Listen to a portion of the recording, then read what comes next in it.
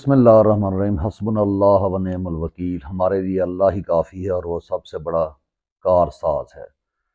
तो जनाब जो फ़ैसला जो है यानी सुप्रीम कोर्ट के जजेस ने तीन जजेस माशाल्लाह बहुत मोहतरम जजेस, जिनमें एक सरदार तारिक साहब, अतहर मिनल्ला साहब और मंसूर अली शाह साहब ने जो फ़ैसला दिया और इमरान खान को यानी साइफर केस में मासूम साबित किया, तो दरअसल इससे यानी एक तो पाकिस्तानी अवाम बहुत ज़्यादा खुश हुई और उन्होंने बल्कि बहुत सारी पोस्ट ऐसी मिली जिसमें इन जजेस को जनाब सल्यूट, इनको सलाम और इनकी वाह वाह की गई।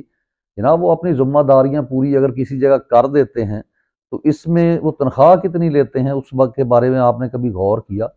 और ये जजेस, क्या आपका ख्याल है कि ये बिल्कुल आपके आइन के साथ जो है वो दुरुस्त चल रहे हैं?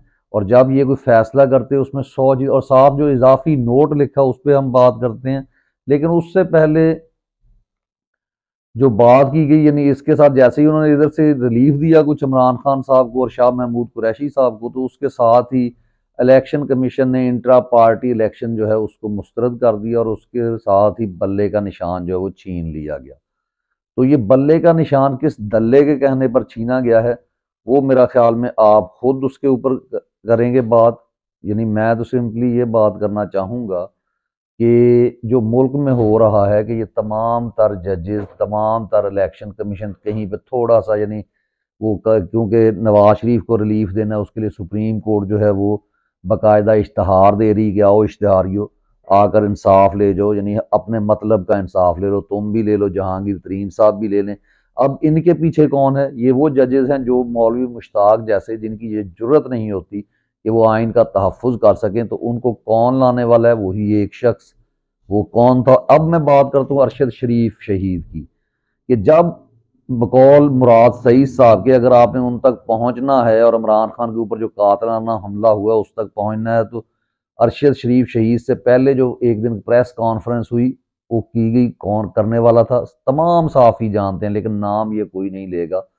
तो बहरहाल उसके बाद आसम मुनीर साहब पहुंचते हैं जनाब, और हाँ उसके बाद आध घंटे के अंदर अंदर जैसे ही शहादत होती है, तो कौन शख्स था जिसने टीवी वालों को फ़ोन किए और हर जगह ये कहा कि इसको एक हादसा करार दिया जाए, ना कि इसको ये कहा जाए कि ये कत्ल हुआ है।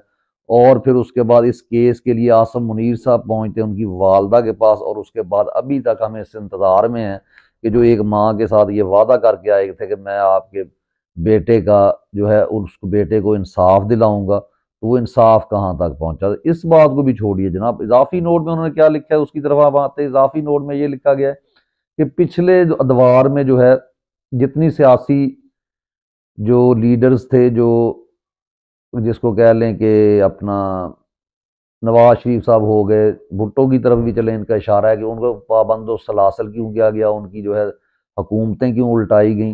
तो जनाब मोहतरम, आप पाकिस्तान में रहते हैं, आप कोई यहाँ पे जो है ना वो अमेरिका से पैदा होकर नहीं यहाँ पहुंचे, या आप कोई और लैंग्वेज नहीं जानते, या आपके घर में कोई और मीडिया नहीं चलता, या आपके पास जो है ना वो रिपोर्टें नहीं पहुंचती, और अगर आप इसको सुनना नहीं चाहते या नहीं सुनते तो फिर आपको हक ही नहीं है इतनी बड़ी ओहदे पर बैठने के लिए कि अगर आप हर वक्त अपडेटेड नहीं रखते अपने आप को, ठीक है। और एविडेंसेस आपको पता है पाकिस्तान में कैसे मिटा दिए जाते हैं, कैसे लोगों को खौफजदा कर दिया जाता है, और ये तो आप लोगों के साथ भी होता है कि आपसे वो फैसले लिखवाए जाते हैं कि जब आपके बच्चों को, आपकी बीवी बच्चों को यरगमाल बनाया हुआ होता है, और उधर आप जनाब उस डर से जो है वो फैसले लिख रहे होते हैं, क्योंकि आपके लिए सिर्फ अपनी जो जिंदगियां हैं, अपने बच्चों की जिंदगियां हैं वो मुकद्दम है, बाकी दुनिया भाड़ में जाए। और वो हजरत उमर का कौल जो था कि अगर दरिया के किनारे एक कुत्ता भी प्यासा मार गया तो उसका जो जवाबदेह है वो उमर होगा। और आपको ये भी भूल गया कि कायदे आज़म ने जब पाकिस्तान हासिल क्यों किया था। तो अरशद शरीफ साहब का कत्ल का जो है वो कभी हल नहीं हो सकेगा जनाब, जिस सिस्टम में हम रह रहे हैं। उसके बाद क्यों? उसकी वजह है कि हुसैन शहीद सहरवर्दी को शहीद किया गया दूसरे मुल्क जाकर, उसको हमारी इतनी ज़्यादा एजेंसीज थी, तो कौन था वो कातिल सब जानते हैं, लेकिन वो आज तक जनाब उनका वो सामने नहीं लाया गया, उनको कटहरे में नहीं लाया गया। उसके साथ साथ इमरान खान साहब ने जो नाम लिए, जिन पर जो कातलाना हमला हुआ उसमें फैसल नसीर मेजर जनरल का नाम लिया गया, क्या किसी अदालत में जरूरत हुई उनको बुलाने की? क्या किसी पुलिस एसएचओ को उसके ऊपर जो है मुकदमा करने की जरूरत हुई। FIR एक साबिक प्राइम मिनिस्टर कहने पर, जो कि सादिक व अमीन है और जो अपनी मेहनत से आया है, और पूरा ये प्रोपेगेंडा करते रहे कि जी हमने लेकर आए RTS सिस्टम। RTS सिस्टम आप बिठा कर दिखाएं, आप दें बल्ले का निशान और करें तहरीक इंसाफ को पूरी कंपेन करने दें, बल्कि कंपेन भी ना करने दें, सिर्फ उनको अपने टिकट बांटने दें। और जो आपसे हो सकता है आप RTS सिस्टम बिठा लें, अपनी गैरत बिठा लें, जो बिठा लें, आप जरा जता के दिखाएं नवाज शरीफ को, जो किसी पार्टी को, जो आपने एक ढोंग रचाए रखा कि जी हम एस्टैब्लिशमेंट इमरान खान को लाने वाली थी। नहीं, वहां भी आप इमरान खान साहब की सीटें खा गए थे। अब फिर उसी चक्कर में है कि इस पार्टी को दीवार से लगाया जाए। तो जो जो कौम, यानी इमरान खान साहब तो ये कह रहे हैं कि जी आप पूरा मन रहें, पुरतशद्दद ना हो, आप जो है आइन के मुताबिक चलें, लेकिन ये बहरहाल आइन कैसा है उसकी मैं थोड़ा सा आपको और इसकी झलकियां दिखाता हूँ। लियाकत अली खान शहीद, वो शहीद कर दिए गए और आज तक उनका मुजरम जो है वो तो उसी वक्त जिसने किया था। हालांकि आज तक कौन को मुजरम तो वही मौके पे मार, मुजरम वो नहीं था जनाब, उसको लाने वाले कौन थे? और उसके बच्चों को जो वजीफा मिलता रहा, उनको जो प्रोटेक्शन मिलती रही इस मुल्क के अंदर, उतनी प्रोटेक्शन ना फातिमा जना को मिली, ना कायद की किसी फैमिली को मिली, लेकिन उन लोगों को मिली। तो ये किसने किया, कौन इसके पीछे था? वही शख्स। फिर उसके बाद जनाब लियाकत अली खान शहीद की हमने बात कर ली। फिर उसके बाद जी भुट्टो को जो मावराए अदालत, यानी आइन जो कह लें उसको, जुडिशल कत्ल करवाया गया, उसके पीछे कौन था? क्या जज में इतनी हिम्मत थी कि वो ऐसा फैसला करता? और ये यहाँ तक यानी है कि खाना काबा में बैठकर कजाफी और जो उस वक्त सऊदी अरब का बादशाह था, उसने बाकायदा जनाब ज़ियाउल हक साहब से वादा लिया था कि जी आप फांसी नहीं देंगे, और जो शख्स खाना काबा से आकर मुकर जाए तो उसके अलावा बस अल्लाह ही की उस पर लानत है, हम कौन होते हैं करने वाले। शेख मुजीबुर रहमान, उसको कैदोबंद की सहूबतें बर्दाश्त करना पड़ी, और आखिरकार उसने तंग आकर जब इनसे कुछ, और यही सेम यही रूटीन जो आज चल रही वो ये थी, और मुल्क तोड़ दिया गया। मुल्क को 2 लाख ना भुट्टो ने किया ना उसने किया, उसी ने किया जिसने अरशद शरीफ को शहीद किया, जिसने हुसैन शहीद सहरवर्दी को शहीद किया था। जनाब कौन है? पूरा जो है आपका, जितने सहाफ़ी हैं, जितने इस्लामाबाद में लोग बैठे हैं, जितने शऊर रखने वाले लोग हैं, सबको पता है। उसके बाद हम आते हैं जी इमरान खान के हेलीकॉप्टर की एक उस वक्त एमरजेंसी क्रैश लैंडिंग हुई थी, तो उसमें पेट्रोल वगैरह जो है, फ्यूल वगैरह भरने का जो इंतज़ाम होता है वो किसके सुपुर्द होता है? ज़िया कत्ल हुआ, मर गया, उसके जो आमों की पेटियां गई उसके साथ किसकी, यानी कौन वहां पे लेके आया? क्या मैं लेके गया? क्या जजेस लेके गए? क्या वकला लेके गए? कौन लेकर गया? और उसके साथ साथ आते हैं जी रेमंड डेविस को यहाँ से बाहर भेज दिया गया। क्या किसी सियासी पार्टी में इतनी जुर्रत है कि वो अवाम का गम गुस्सा ना देखे? और यहाँ पे हमेशा से ये होता है कि अवाम जाए भाड़ में, वजीर आजम उसका जवाब दे ही नहीं होता, क्योंकि उस, हालांकि हर मुल्क में जब आप जमहूरियत को देखते हैं तो जमहूरियत में आपको अवाम के मुताबिक उनके फैसलों का, उनकी ख्वाहिशात का एहतराम करना पड़ता है, जायज़ ख्वाहिशात का। फिर अहमल कांसी और आफिया सदीकी को किसने जाकर जनाब उनके हवाले किया? मैंने, नवाज शरीफ ने, बिल्कुल, क्योंकि नवाज शरीफ तो एक लाडला है, लेकिन नवाज शरीफ के पीछे कौन खड़ा है उस पर भी जरा ध्यान दें। वही जिसने अरशद शरीफ, जिसने हुसैन सहरवर्दी और लियाकत अली खान बेनज़ीर भुट्टो के कातिल को आज तक मंजर आम पर नहीं लाने दिया गया जी। उसके बाद है कि जजेस का आना और आइन से खिलवाड़ करना किस वजह से होता है? क्योंकि जब आपके यहाँ वो क्या कहते हैं कि एक हर तरफ फस्तायत का खेल हो, तो लोग कहते हैं फिर अपना फायदा उठाओ। फिर तो एतजाज एहसन जैसे लोग जो वो बिलावल भुट्टो के नीचे लग के अपने अपना काम करते हैं, अपनी फैमिलीज के लिए काम करते हैं, उसके मुताबिक चले। वो तो कोई मर्द मुजाहिद होता है जो इमरान खान की तरह, इमरान रियाज की तरह, खान की तरह खड़ा हो जाता है, तो लेकिन बाकी सिर्फ अपना फायदा उठाते हैं। मौलवी मुश्ताक का फैसला आपको याद होगा, वो मौलवी मुश्ताक ने क्या खुद वैसा गंदा फैसला लिख लिया कि तारीख उसको गंदे अल्फाज से याद करती है, और दूसरों के ऊपर अगर उंगली उठाई जाए जो असल मुजरम है, तो वो जनाब आपकी उंगली भी काटने को फिरते हैं, आपकी जुबानें बंद करने को फिरते हैं। और फिर जो है नवाज शरीफ को बार बार लाना, बार बार हमारे सर पर मुसल्लत करना, इसमें किसका हाथ है जी? तो हम बात कर रहे थे कि जनाब नवाज शरीफ जो कि एक, यानी कह लें कि एक पुलिस कांस्टेबल तो बन सकता था, उससे ज्यादा उसके अंदर औकात नहीं थी। उसको किसने हमारे सरों पर बिठाया?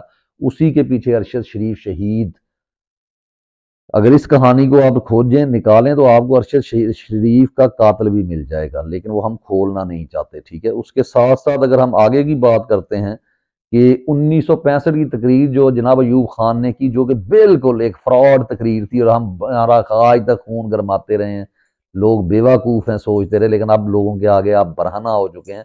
तो वो किसने तकरीर की, वो जंग किसके कहने पे लड़ी गई, वो मेज़ों पर टेबल पर क्यों हारी गई।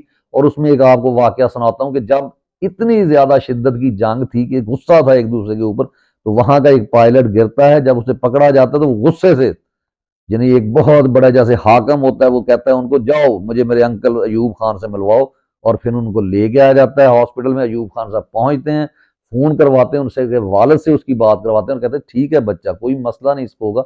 वो कौन शख्स था जनाब, वो वहां पे कोलीग था अयूब खान का, जब इंडियन आर्मी, जो ब्रिटिश आर्मी कह लें, जो पाकिस्तान बनने से पहले थी, जब वो काम करते थे वहां पे ट्रेनिंग की, इकट्ठे रहे। तो दोस्तियों के ऊपर, यानी मुल्कों की इज्जत को नीलाम करने वाले अरशद शरीफ के पीछे जो है ना, वो उनके कातिल को अगर ढूंढेंगे तो सब कुछ मालूम हो जाएगा।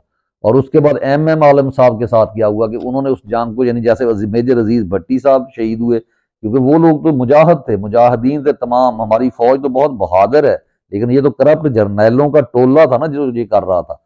तो उसके बाद एम आलम को क्या किया गया, उसने एक रिकॉर्ड कायम किया कि इतने सेकंड्स में जो है, वो आज तक वर्ल्ड रिकॉर्ड है, नहीं टूट सका। लेकिन उनकी जिंदगी कैसी थी, क्योंकि वो जहां पे जाते थे उनको हटा दिया गया, उनकी पेंशन रोक ली गई। इसलिए क्योंकि वो फौजियों को, नए आने वाले लोगों को ये समझाते थे कि जनाब हमारा काम जो है वो दिफा करना है, ना कि कॉर्न फ्लोर से लेकर सीमेंट बजरी हर चीज बनाना है। हमें इससे पीछे हटना है, हमें एक आज़ाद ममलिकत बनना है, हमें कायद के मुताबिक, उसके फरमान के मुताबिक चलना है, और हमने इसराइल जैसी तागूती कुव्वतों का मुकाबला करना है, उनके गुलाम नहीं बनना। और ये काम उनके हवाले करें और अपने काम करें कि अपनी सैलरी लें, दिफा करें। लेकिन उनके साथ जो हुआ वो एक अलहदा से वीलॉग इंशाल्लाह उस पर करेंगे। और फिर उसके बाद जो है, वो कौन से मसूफ थे, मुझे अब नाम उनका याद है, जिन्होंने आते ही, यानी नवाब जो हुकूमत रजीम चेंज ऑपरेशन के बाद खुद ही गिराकर, खुद ही जनाब शहबाज शरीफ जैसों को लाकर, और फिर उसके ऊपर जो है वो क्या कहा गया कि जनाब अली जो स्टॉक एक्सचेंज है वो ऊपर चली गई है, और फिर दूसरे दिन वो वापस नहीं आई जब स्टॉक एक्सचेंज नीचे आई। तो ये कौन था, इस झूठ को जो पकड़ लेगा वो भी अरशद शरीफ के कातिल तक पहुंच सकता है। और उसके बाद बात हम करते हैं वो अजाफी नोट जो जजेस ने लिखे हैं कि जी वो नवाज शरीफ साहब को, यानी इशारा था कि जितने सियासी वज़रा आज़म थे उनकी हुकूमतें पूरी नहीं की गई, और इसमें यानी एक जस्टिफिकेशन दी गई कि इमरान खान के साथ भी शायद ऐसा हुआ। नहीं जनाब, वो थे कठपुतलियां, वो थे 2 नंबर बंदे, वो सादिक व अमीन नहीं थे। वो जो है मेरिट पर पूरा नहीं उतरते थे, उनको बात करना नहीं आता था, उनकी उनसे अच्छी तकरीर तो छोटे छोटे बच्चे जो है बेचारे स्कूलों में भी नहीं जाते वो कर लेते हैं। तो इसलिए उनका अंदर जाना, उनके ऊपर पनामा केस जो है इमरान खान ने नहीं बनाया था, किसी हमारी अवाम ने नहीं बनाया, वो पनामा केस खुला। अब पनामे वाले बंदे को लाने का मकसद ये है कि उसको रिलीफ इसलिए दिया जाना चाहिए कि हमारे कारोबारों के ऊपर, हमारे ऊपर ये दबाव ना है कि ये केस हल करो, ये करो। जैसे इमरान खान ने कह दिया था कश्मीर का मामला मैंने हल करना है, तो इनको पता चल गया जनाब कि हमें तो शायद जो है वो अब जंगें लड़नी पड़ेंगी, हम तो सिर्फ अय्याशियां करने के लिए यहाँ पैदा हुए थे, हमारी बेगमा अय्याशियां करने के लिए पैदा हुई थी। तो ये चीजें हमने तो इनको जो है शूदर समझा हुआ है, इनकी औरतों को उठा लो, जो मर्जी कर लो। वो पंजाबी वैसे बड़े बड़े डायलॉग मारते हैं और बाद में जो है वो इनके खिलाफ चुप करके बैठे हैं। और इमरान खान से मुझे गिला है कि वो चे गवेरा वाला जो है इनकलाब था, जिसने कहा था कि मैं अकेला क्यों एहतजाज करने जाऊंगा, गन लेकर जाऊंगा, क्योंकि वहां पुलिस वाले मेरे ऊपर फायर करेंगे, शेलिंग करेंगे, और मैं चोट खा के वापस आ जाऊं। तो लेकिन बहरहाल मुल्क है, क्योंकि हमने ये सारा कुछ देखा हुआ है। अल्लाह ताला जहनों को बदलने वाला है। हम अपने लीडर के साथ जो है, इमरान खान को लीडर, यानी हम तो बात पूरे पाकिस्तान की, हमारी तरफ से कोई भी लीडर हो, लेकिन अगर वो पाकिस्तान के साथ मोहब्बत करता है जैसे इमरान खान करता है, तो हम उसके साथ खड़े हैं। जो आवाम की बात पहले करता है और इन जमीनी फिरौनों की बात बाद में करता है, जो आएगा और अरशद शरीफ का केस हल होगा, यही इनको खौफ है, जिसकी वजह से ये जो है किसी को आजादाना इलेक्शन नहीं लड़ने दे रहे। और लेकिन हिम्मत नहीं हारनी, उम्मीद नहीं छोड़नी, अल्लाह पर भरोसा रखना है। इंशाल्लाह जीत हमेशा सच की होती है, हक की होती है, खा जितनी मर्जी तवील जंग हो जाए। तो आपसे इजाजत चाहूंगा अगले वीलॉग तक के लिए। अल्लाह हाफिज। पाकिस्तान जिंदाबाद।